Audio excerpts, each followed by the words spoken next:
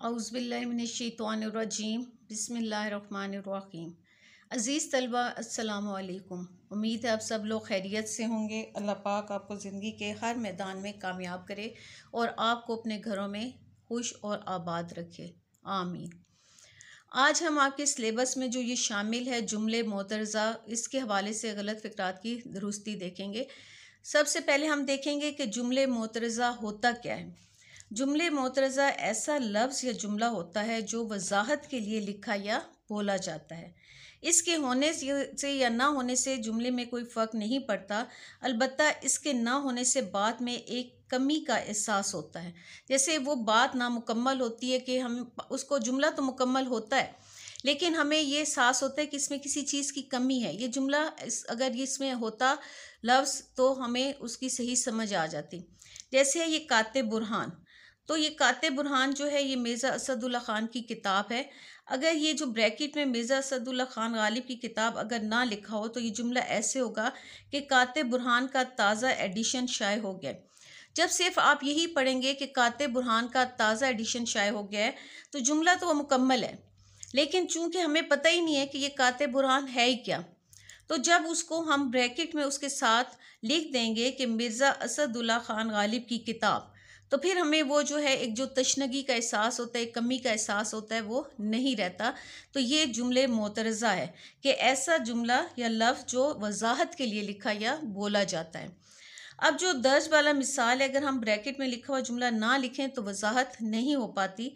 हम इस इबारत के बगैर भी जुमला मुकम्मल होता है, मगर बाद में एक तशनगी का, कमी का एहसास होता है कि आखिर काते बुरहान है क्या। अब दूसरा जुमला देखें। अहमद सुहेल प्रोफेसर बुखारी का बेटा यूनिवर्सिटी में शोबे उर्दू में अव्वल आया है। अब इस जुमले में अगर कोसैन यानी ये जो ब्रैकेट्स हैं में लिखी इबारत ना शामिल की जाए तो ये जुमला तब भी मुकम्मल होगा, अलबत्ता ये गैर वाज़ेह होगा कि इसकी हमें ऐसे समझ नहीं आएगी कि अगर हम सिर्फ ये पढ़ें कि अहमद सुहेल यूनिवर्सिटी में अव्वल आया। अब हमें क्या पता कि अहमद सुहेल कौन है और यूनिवर्सिटी में वो किस शोबे में अव्वल आया। तो जब ब्रैकेट में लिख दिया जाता है कि प्रोफेसर बुखारी का बेटा और शोबे उर्दू में, तो ये जुमला मुकम्मल हो जाता है। तो इसी तरह हम कुछ जुमले देखते हैं जो जुमले मोतरज़ा के हवाले से। अब पहला जुमला है कि नौरीन को बातें बनाने की आदत है। अब पता नहीं वो नौरीन कौन है, जब तक हम उसको ब्रैकेट में यानी कोसैन में नहीं लिखेंगे कि सैयदा खाला की बेटी।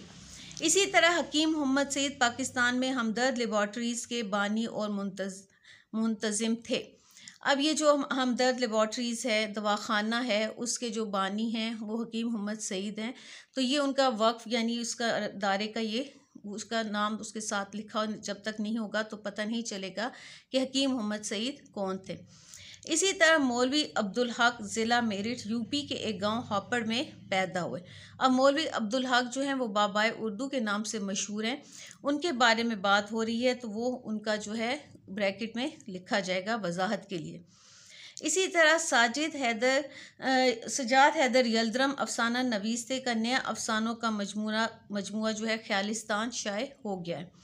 अब जो है सजाद हैदर यल्दरम जो हैं वो अफसाना नवीस, वो नहीं पता कि कौन थे, लेकिन अगर उनका साथ अफसाना नवीस लिख देंगे और उनका जो मजमुआ है, उनकी किताबों का नाम जो है किताब का ख्यालिस्तान, वो लिखा होगा तो बात ज़्यादा वजाहत से समझ आएगी।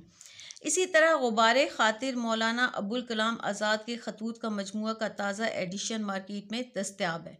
तो ये जब तक हमें गुबारे खातिर के साथ प्रोफेसर मौलाना अबुल कलाम आज़ाद का नाम नहीं होगा तो हमें समझ नहीं आएगी कि ये उनका जो है मजमुआ है। इसी तरह बिलाल जो है जमात में अव्वल आया। बिलाल कौन है, जब तक उसके साथ नहीं लिखा होगा कि प्रोफेसर फ़ारूक का बेटा, तो ये जुमले मोतरज़ा है कि उसको हमने कोसैन में ब्रैकेट में वजाहत के लिए लिख दिया है। इसी तरह अशरफ अली, आज वो अचानक मुझे बाज़ार में मिल गए। अब अशरफ अली कौन, आपको कोई बात बता रहा है तो आपको समझ नहीं आएगी जब तक वो साथ ये नहीं कहेंगे कि जो मेरे बचपन के दोस्त थे, यानी अशरफ अली जो मेरे बचपन के दोस्त थे, आज वो अचानक मुझे बाज़ार में मिल गए।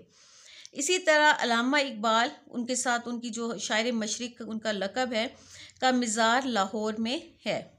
मिर्ज़ा साहब ने आगे देखें, जिनसे आप मिल चुके हैं, कहला भेजा है कि मैं कल आऊँगा। अब अगर सिर्फ ये लिखा हो कि मिर्ज़ा साहब ने कहला भेजा है कि मैं कल आऊँगा, तो आपको याद नहीं होगा कि मिर्ज़ा साहब कौन। वजाहत के लिए है कि जिनसे आप मिल चुके हैं। तो ये भी जुमले मोतरज़ा की मिसाल है। इसी तरह चौधरी असलम आजकल डॉक्टर हैं।